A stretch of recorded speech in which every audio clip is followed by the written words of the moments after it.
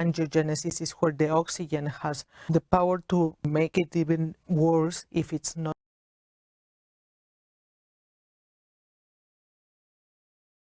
correctly measured. Pathophysiology is related to the ischemic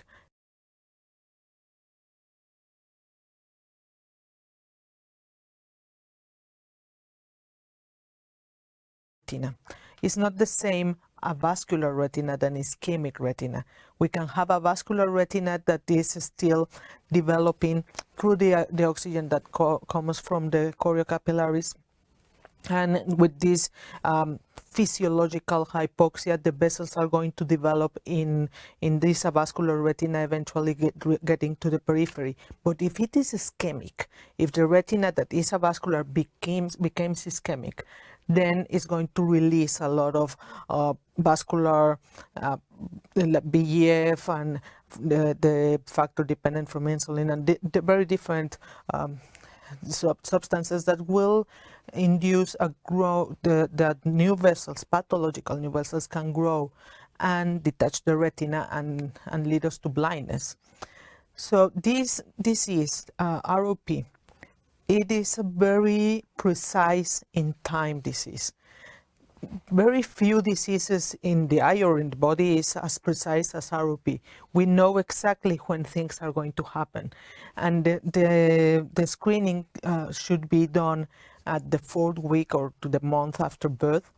And the screening should be done in different ways. The easiest is with a speculum, indentator. We can make a scleral depression, and with a 28 diopter lens, see what is going on there. And my preferred screening is with cameras, with different cameras that goes from a phone with a lens to a very sophisticated camera with a wide field. But it's better to document this, to be able to have an image that we can compare through time how the eye is developing and if it's getting better or if it's getting worse.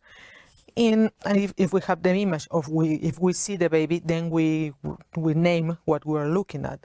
And to name it, we go to zones. That the zone 1 is the posterior pole. Zone 2 is the vessels that goes all the way to the nasal area, and the zone 3 that goes all the way to the temporal area, and the stages that goes from 0 to 5. And with the combination of the two of them, we can now decide if this is a baby that has type 1 or type 2 ROP. So the stage 1 is when the vessels are not developed in the periphery, and we can clearly see a demarcation line where the developed vessels are and where they are lost. The stage 2 is as stage 1 we see a demarcation line, but in this case the demarcation line is becoming a little bit elevated, and if it is elevated, we have to see if it has pathological new vessels or not. Stage 3 will have pathological new vessels, stage 2 won't, and stage 3 requires treatment. Then we go to stage 4, and this is the stage that we don't want to get to because we're already late. In stage 4, it can have a detachment. If it has a macular detachment, it's 4B. If the macula is still attached, then it's stage 4A, and this is an emergency. It has to be treated really fast.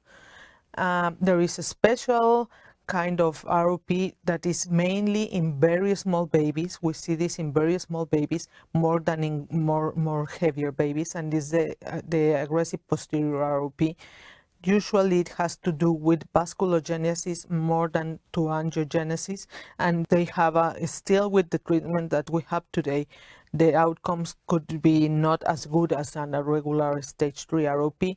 And then stage 5, this is very sad. This means that everybody is late to save this eye, and in case that it got surgery, is only for light perceptions or movement.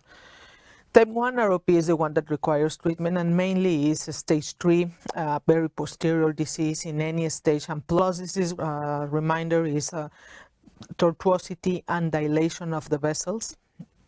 And in zone 2, if it has plus disease also.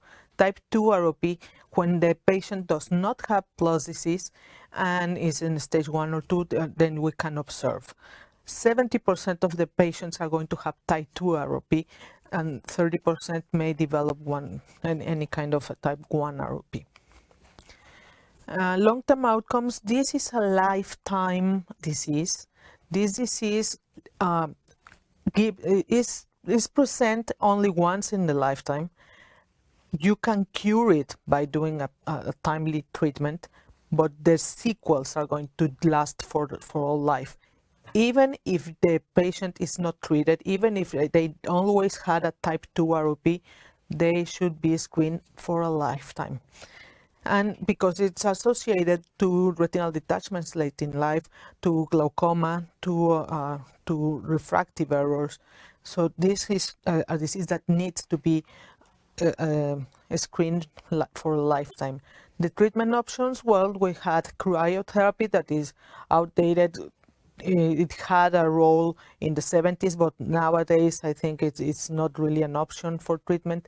Laser therapy, that until today is the standard of care in treating ROP, but we have another treatment that is not ablative. We are not mutilating retina. We are trying to save as much retina as possible. That is with anti-angiogenics, and surgery, that is the one that we try to avoid. We try not to get the baby to surgery. We try to screen the baby before it has a surgical disease or a surgical stage that is 4 or stage 5 ROP. So laser therapy, the complications mainly are that the baby may became myopic, and it can have different complications during the procedure, because it's a long procedure. It could take over an hour. And laser is a mutilating procedure. It's going to have it's killing tissue in the periphery. Is a good therapy because it preserves vision in the center, but it may have loss of vision in the periphery. And then we have anti-VEGF treatment. We've been using this since 2005.